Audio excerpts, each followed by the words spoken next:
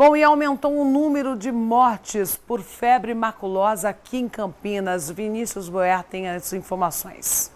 Campinas registrou de janeiro até agora 10 casos confirmados de febre maculosa, sendo 7 mortes, lembrando que no ano passado foram 4 mortes ao longo de todo 2018. Todas as vítimas moravam ou frequentavam área rural, onde há uma vegetação específica e também a presença de cavalos e capivaras, que são animais que são considerados hospedeiros do carrapato que transmite essa doença. Ao meu lado está o Dr. Rodrigo, que é infectologista do Devisa aqui da Prefeitura de Campinas, com mais informações sobre a doença e também sobre a prevenção.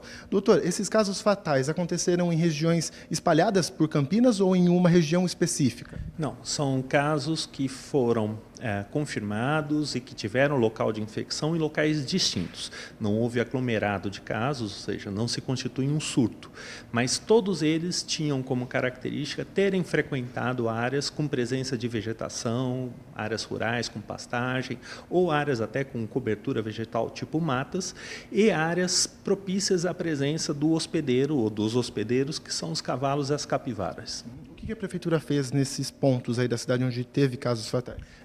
Todos os casos confirmados, eles passam por uma avaliação e investigação epidemiológica, na qual você caracteriza a área onde a transmissão pode ter ocorrido. Muitas vezes são áreas com pouca frequência de pessoas, ou seja, que você não teria um grande trânsito, mas ainda assim você avalia a presença do carrapato, que tipo do carrapato, a quantidade de carrapatos que há naquele local e se há medidas a serem tomadas. Existem áreas onde você pode orientar, por exemplo, o manejo da vegetação, ou seja, você cortar a área de pastagem, diminuir a vegetação de forma a diminuir a quantidade de carrapatos.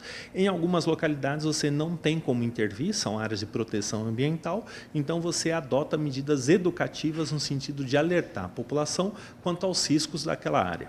Quais são os cuidados que a população deve tomar, então?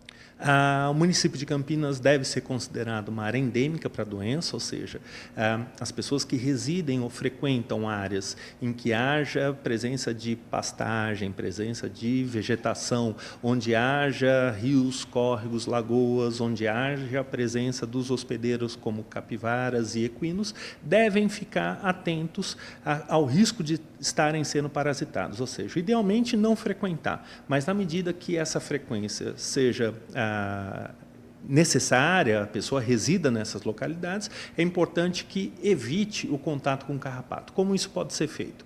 Utilizando-se roupas compridas, utilizando-se, por exemplo, a meia por cima da calça, fita entre o sapato e a calça, no sentido de evitar que o carrapato adentre, e o mais importante de tudo, fazer o autoexame, ou seja, após frequentar essas localidades, que procure por todo o corpo, às vezes com a ajuda de uma outra pessoa, para avaliar a parte dorsal do corpo, se há carrapatos. Se houver, retirar precocemente.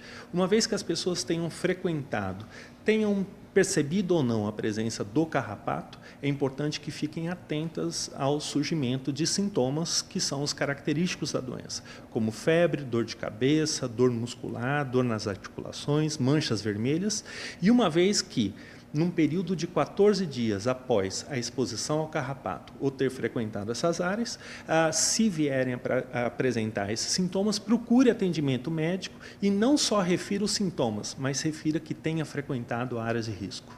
Ok, muito obrigado pelas informações. De Campinas, Vinícius Boer para a Rede Família. Obrigada, Vinícius, pelas dicas. Bom, aquele ditado, né? Prevenção é sempre o melhor remédio.